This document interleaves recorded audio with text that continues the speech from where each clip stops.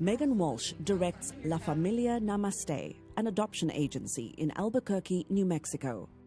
For 20 years, she has helped families welcome children into their homes, kids of all ages and races. A lot of adoptive families struggle when they adopt transracially because they are maybe not so comfortable stepping outside their comfort zone.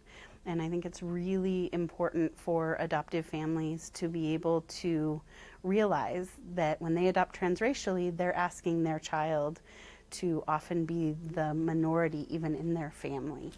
Every year, La Familia finds families for roughly 80 children from birth to 17 years old. 1 in 3 of the agency's adoption placements are transracial, which means the kids do not share the same race as their adoptive family. For many parents, race is not an issue.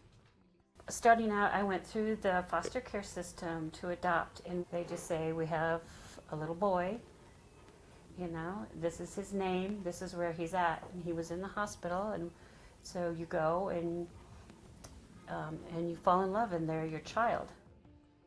When they ask if the children are ours, and it's like, well, yeah, they are ours, because they were ours from day one, just about. Doesn't really matter where they came from, they're here now. Transracial adoptions come with their own challenges. Some children realize early on that they are different from the rest of their family and their communities. At 10, he's just starting to notice that people might be looking at us, that we don't look like every other family in town, that there aren't as many black children in our neighborhood. Adopted children can often feel lonely or like outsiders, especially if they live in what they see as an all-white world.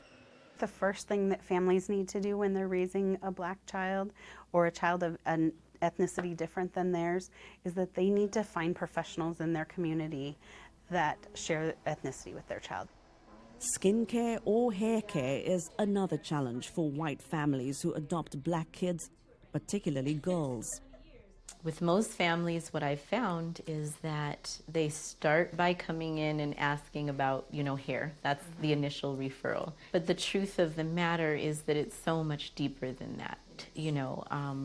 Self-esteem, of course, how a child feels being in a place like New Mexico where we have such a small population of people of African descent. Sometimes I'll walk into a class and the first thing that comes to my mind is there another black person in this room that I can relate to or that looks similar to me? Because and it's interesting for moms, I think, and families to know that bit of hair culture, because absolutely. Hair is a socio-political issue in our culture. It'll help us still is. As white parents who have not experienced this to understand, even going deeper.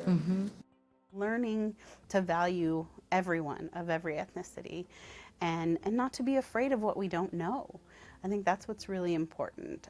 People that get really stuck on being colorblind, I feel like they're doing their kids a disservice because they're not teaching them that how they are is wonderful and how they came into this world is important and vital for everybody.